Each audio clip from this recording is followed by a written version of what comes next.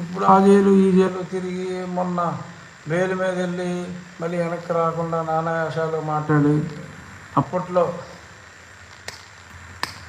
జగన్ అలా చిటికేసి చెప్తే చంద్రబాబు గారినైనా పవన్ కళ్యాణ్ గారినైనా లాక్కొచ్చి కొడతా, అది చేస్తా ఇది చేస్తా అని నోటుకు వచ్చినట్టు వాగాడు. ఇప్పుడు ప్రాణానికి రక్షణ బాబు గారి దగ్గర నుంచి ఇంకెక్కడి నుంచి వేసేస్తానన్నాడు. అప్పుడు సరే, ఈ క్యారెక్టర్ గురించి, ఈ డర్టీ క్యారెక్టర్ గురించి ఇప్పుడు నేను ఎందుకు చెప్పాల్సి వచ్చిందంటే, మరి అతను దళిత కార్డు వాడతాడు, ఎందుకు వాడతాడో తెలియదు. ఓపెన్గా వీడియోలు ఉన్నాయి కదా, నన్ను కూడా వేసేస్తా అన్నాడు ఒకసారి. సరే, ఈడు మొహం ఈయన నన్ను వేసేదేంటిలే అని చెప్పి నేను పెద్ద సీరియస్ తీసుకోవాలి. మరి నా కేసు అప్పుడు సునీల్ కుమార్ ప్రోద్బలం చేత సునీల్ నాయక్ అనే ఒక వ్యక్తి కేసు పెడితే ఒక విట్నెస్ కావాలి. కేసు పెట్టిన తర్వాత ఒక విట్నెస్ కావాలి. ఆ విట్నెస్ ఈడు ఎవడు? బోరగడ్డ అనిల్. అందరినీ వేసేస్తా రేప్ చేస్తా అది చేస్తా అని చెప్పి అన్నాడు. అంటే వీళ్ళెంత ఛీ అనాలంటే ఇంకెవరు విట్నెస్ దొరకలా. అది వీళ్ళ క్యారెక్టర్ అని చెప్పి చెప్పడం ఇవాళ నా ప్రధాన ఉద్దేశం. వీళ్ళు విట్నెస్ ఎవర్రా వీళ్ళు పెట్టిన కేసులో అంటే, ఈ పీటీ వారెంట్ల మీద అటు ఈ జైలు నుంచి ఆ జైలుకి, ఆ జైలు నుంచి ఇటు ఈ జైలుకి పీటీ వారెంట్లలో పీటీ ఉష గారు పరిగెత్తి అంత వేగంతో పరిగెడుతున్నాడు కదా ఈడంట. ఈ బోరగడ్డ అనేది విట్నెస్. అప్పటికప్పుడు ఒక దొంగ ఎఫ్ఐఆర్ రేజ్ చేసి వెంటనే ముందే ఇక్కడికి నన్ను లేపేయడానికి జనాలను పంపి ఇదంతా ఈ డ్రామా చాలాసార్లు ఎక్స్ప్లెయిన్ చేశాను, మళ్ళీ రిపీట్ చేయను. కొత్త పాయింట్ ఏంటంటే, ఒక విట్నెస్ ఉండాలి కాబట్టి ఆ విట్నెస్ ఈ బోరగడ్డ అనిల్. ఈడంత వెధవో ఇప్పుడు చూస్తున్నాం మనం ఈ కోర్టు కేసుల్లో క్లియర్గా చూస్తున్నాం. ఇతన్ని పెట్టి మరి నన్ను విట్నెస్గా పెట్టారంటే ఆ కేసు ఎంత ఫేక్ కేసో చూడండి. ఎంతటి నోటి వాచాలత కలిగిన బోరగడ్డ అనేది. అంటే అతని కమ్యూనిటీ ఏంటో నాకు తెలియదు. బోరగడ్డ అనేది తెలుసుకోవాల్సిన అవసరం కూడా లేదు. బట్ అతని వ్యక్తిత్వం అందరూ చూశారు, అతని వాచాలత అందరూ చూశారు. పవన్ కళ్యాణ్ గారు లాంటి పెద్ద మనిషి మీద, చంద్రబాబు నాయుడు గారు లాంటి మెత్తైన మనిషి మీద, సున్నితమైన వ్యక్తి మీద, లోకేష్ గారి మీద అతను మాట్లాడిన మాటలు నా మీద మాట్లాడేది. అది నేను ఏం వెళ్తా ఉంటే కుక్క మురుగుతుందని చెప్పి ఆ కుక్క కేటగిరీలో అని తీసి పక్కన పడేశాను.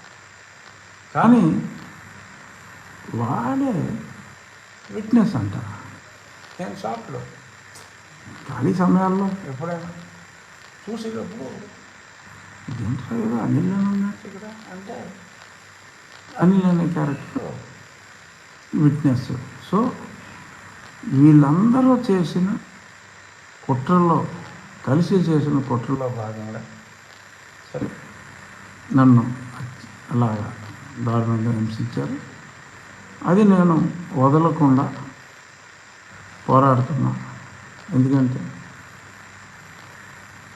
నేను మళ్ళీ సభాపతిగా ఉండటం వేరు, కానీ ఎంపీగా ఉన్నప్పుడు కొట్టారు.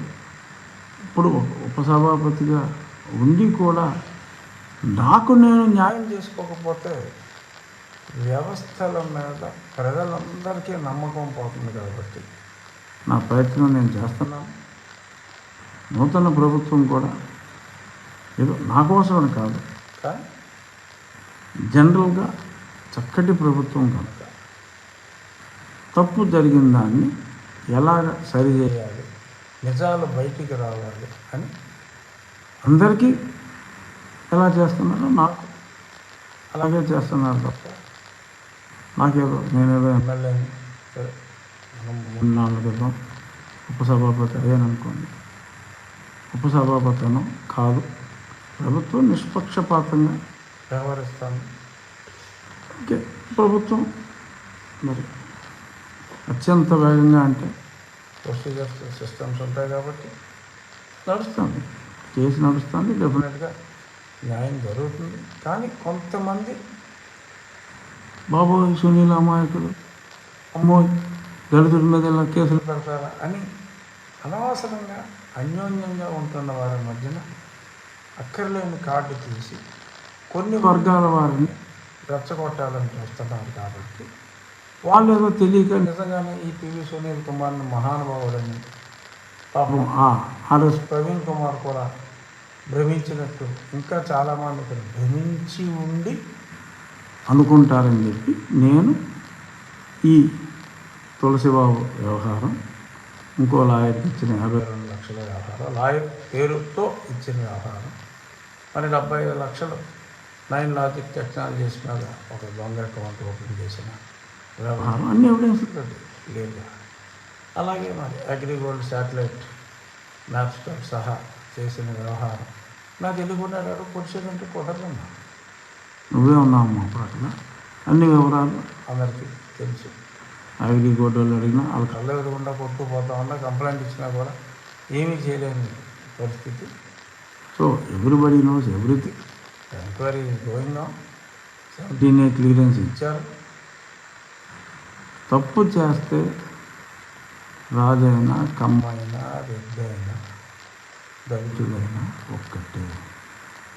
దళితుడికి ఒక న్యాయం, రాజు, రెడ్డి, కమ్మాలకు ఒక న్యాయం ఉండదు. ఆర్ఎస్ ప్రవీణ్ కుమార్ గారు మరి ఎలా ఇన్నాళ్ళు సర్వీస్లో ఉద్యోగం ఏం చేశారు, ఎందుకు చేశారు, ఎలా చేశారో నాకు తెలియదు.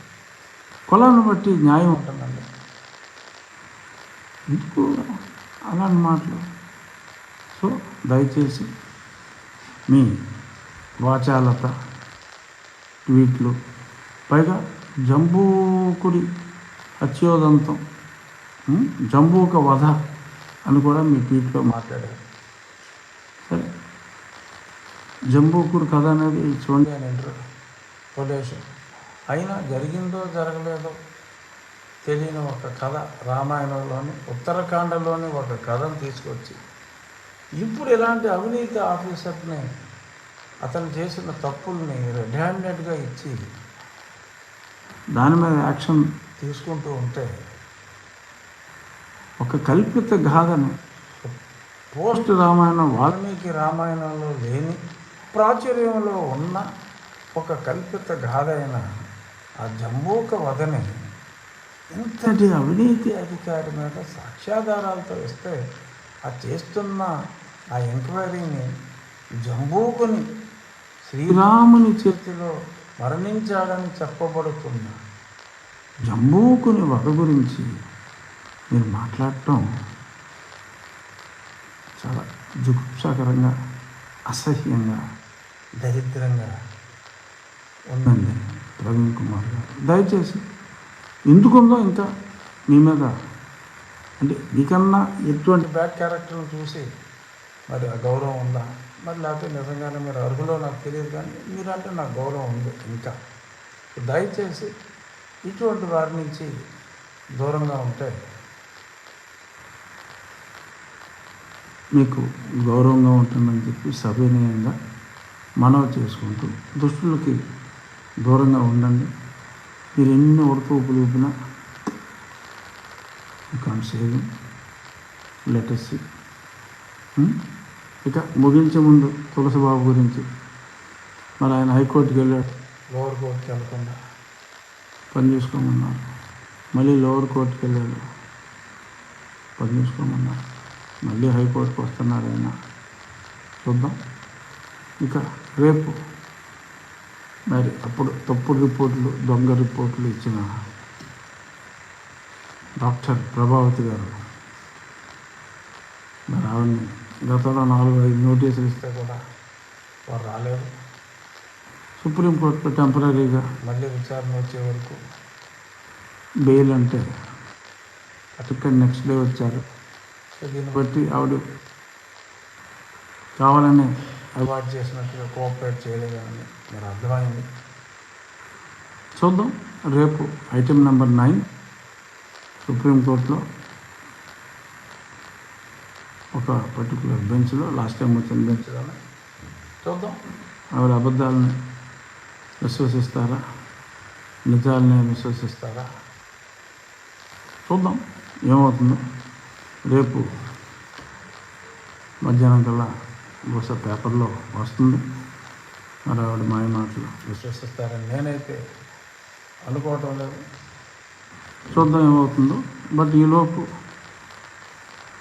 ఏ కార్డు పడితే ఆ కార్డు వాడేసి సునీల్ కుమార్ని రక్షించే పనిలో ఎవరో నోబడి కెన్ సేవ్ తప్పు చేశాడు కనుక ఆ నెపంతో నా మీద బురద జల్లే ప్రయత్నాలు కొంతమంది చేస్తున్నారు.